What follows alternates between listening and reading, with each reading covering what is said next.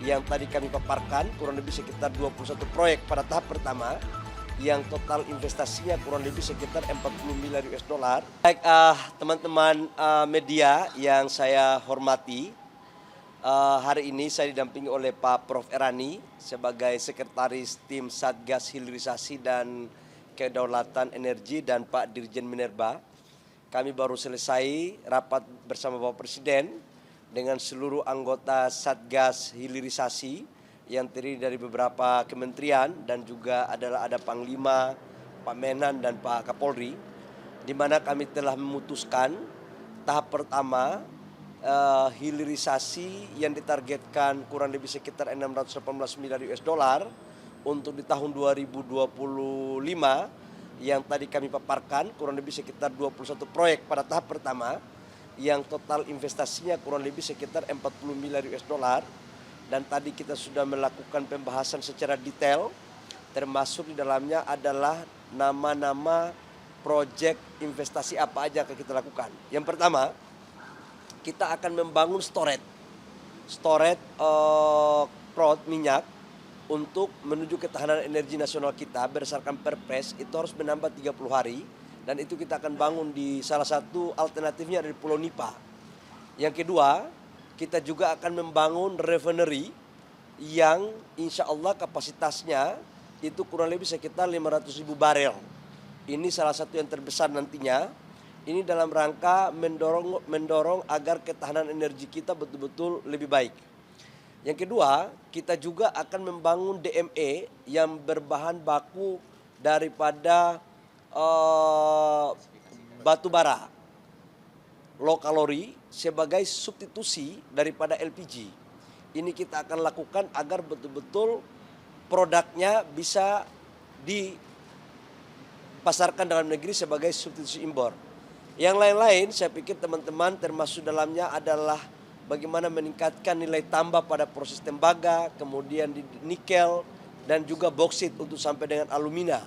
Kemudian di sektor pertanian, di sektor perikanan juga masuk tadi, termasuk di sektor kehutanan. Saya pikir itu sebagai informasi awal yang perlu saya sampaikan. Silakan kalau ada yang mau ditanyakan. Pak, soal DME tadi Pak, sebelumnya kan sudah ada investor dari Asus yang keluar ya Pak, kabarnya ada investor dari Cina, mungkin boleh dijelaskan Pak? Saya ingin menjelaskan bahwa tahun-tahun sebelumnya DME ini sudah pernah kita lakukan dan bahkan sudah pernah melakukan groundbreaking, tapi waktu itu investornya dari Air Product itu kemudian mundur. Tapi kemudian ada juga investor yang menawarkan dari China, tapi juga tidak mampu diimplementasikan. Sekarang kita tidak butuh investor. Negara semua lewat kebijakan Bapak Presiden memanfaatkan resource dalam negeri. Yang kita butuh mereka adalah teknologinya.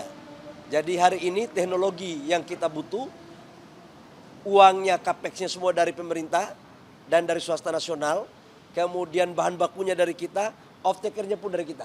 Jadi saya pikir kali ini nggak ada lagi ketergantungan kepada pihak lain. Gitu. Salah satu di antaranya adalah Danantara.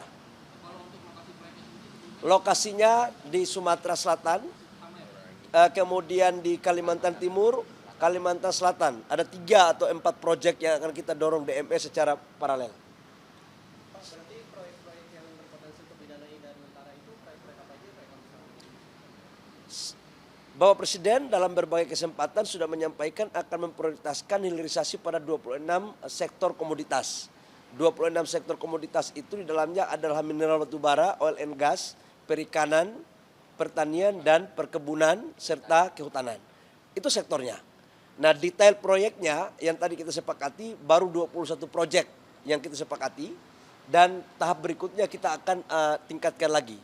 Sudah barang tentu proyek yang ditawarkan tadi itu sudah merupakan bagian yang sudah kita seleksi dan insya Allah sudah lebih cepat untuk bisa diimplementasikan. Begitu, ya. Pak, soal penciptaan lapangan kerjanya kira-kira berapa? Oh ya, pasti ini penciptaan lapangan pekerjaan cukup banyak. Angka-angkanya nanti kita akan umumkan pada kesempatan yang lain. Tapi yang jelas ini kita blending antara padat karya dan padat teknologi. Yang jelas tujuan investasi itu kan dalam rangka menciptakan lapangan pekerjaan yang berkualitas, menciptakan nilai tambah dan meningkatkan pendapatan negara serta pertumbuhan ekonomi nasional kita.